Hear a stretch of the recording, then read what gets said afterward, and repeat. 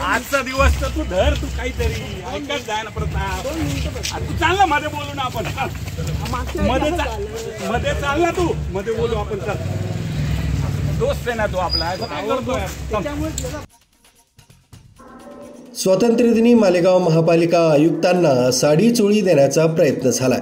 अनेक वर्ष तक्रारी करून देखील त्या तक्रारी निकाली लावल्या जात नसल्यानं आयुक्तांचा निषेध करत त्यांना साडी चोळी देण्याचा प्रयत्न करण्यात आला.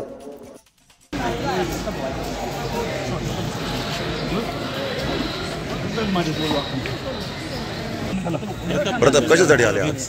बोल. साडी देण्यासाठी आलेलो. कशासाठी, काय कारण? ते 719/1 व 719/2चं अनाधिकृत बांधकाम ही फाईलतून चोरीला गेली आहे.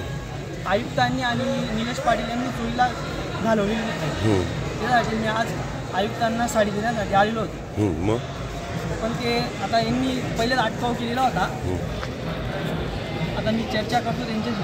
अनेक वर्षांपासून प्रलंबित असलेल्या मागण्या पूर्ण करत नसल्यानं तक्रारदारांनी आयुक्तांना साडी चोळी देत निषेध व्यक्त केला.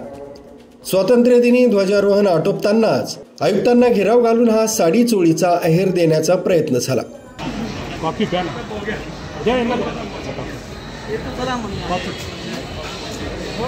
आजपर्यंत सांगितलेलं आहे सरांनी, मंगळवारी फायनल करतो म्हणे. जर मंगळवारी नाही भेटले तर मंगळवारी नाही भेटलं, त्यांच्या तोंडावर काही शब्द भेटणार नाही. अच्छा, तुम्हाला वारंवार इकडे बोलवलं जातं, वारंवार तुम्हाला आश्वासनं दिली जातात, वारंवार तुम्हाला टाळलं. हायकोर्टात जाणार आहे. 2 मंत्री आणि प्रधान सचिव आणि कक्ष अधिकारी आणि महापालिका आयुक्त यांच्या विरोधात. स्वातंत्र्यदिनी मालेगावात मनपा विरोधात आंदोलन करीत सामाजिक कार्यकर्ते आणि तक्रारदारांनी निषेध व्यक्त केलाय. पाठपुरावा करतोय. मला काल आस्थापनाने पत्र दिलं की त्यांची चौकशी चालू आहे, विभागीय चौकशी चालू आहे. विभागीय चौकशी चालू ठेवण्याचे कारण काय? जर एसीबीने त्यांना निलंबित करण्याचे आदेश केलेले आहेत, मग ही चौकशी करण्याचं काम काय? आणि विभागीय चौकशी 3 महिन्यात पूर्ण करणं गरजेचं असतं. आता 8-9 महिने शहर अभियंत्याला निलंबित करण्यासाठी चांगल्या चांगल्या मालेगावच्या दिग्गज नेत्यांनी प्रयत्न केला, तर मग ते सहमत झालेलं नाही. मग तुमच्याने काय होणार, एकट्याने काय होणार आहे? 40 लाखाचा माझा रस्ता चोरीला गेला होता. अचानक येऊन रात्री करून त्यांनी तो रस्ता बनवला आहे. तो बनवल्यानंतर त्याची गुणवत्ता नाही आहे. गुणवत्तेची चौकशी करण्यासाठी मी त्यांचा पाठपुरावा करतोय, तेही करत नाही. परत आता 28 लाख रुपये जिल्हाधिकाऱ्यांकडनं घेऊन आले त्याच रस्त्यासाठी. मग हा काय प्रकार आहे? ह्याच प्रश्नांचं उत्तर मी मागून राहिलो, तेही द्यायला तयार नाही. वारंवार तक्रारी करून देखील कारवाई केली जात नसल्यानं आंदोलकांनी संताप व्यक्त केलाय. त्या दिवशी गणेश विसर्जन असतं. रात्री 2 वाजता मालेगाव महानगरपालिका त्या कुंडातल्या मूर्त्या काढते आणि त्या मूर्त्या दुसरीकडे शिफ्ट करून मग तिथं विसर्जन होत असतं. असं 6 वर्षापासून मालेगाव महानगरपालिकेचं चालू आहे.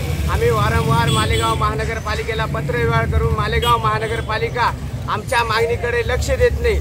आयुक्त साहेब हे फक्त ठेकेदारांमध्ये मग्न आहे. म्हणून ह्या आमची मागणी आहे का मालेगाव महानगरपालिकेने कॅम्प भागात नवीन गणेश कुंड बनवून सर्व गणेश भक्तांना त्या गणेश कुंडाच्या माध्यमातून एक म्हणजे विटंबना थांबेल. आणि हीच आमची 6 वर्षापासून मालेगाव महापालिकेकडे मागणी असताना सुद्धा मालेगाव महापालिका आमची मागणी पूर्ण करत नाही. ह्या बजेटमध्ये घेऊ, त्या बजेटमध्ये घेऊ.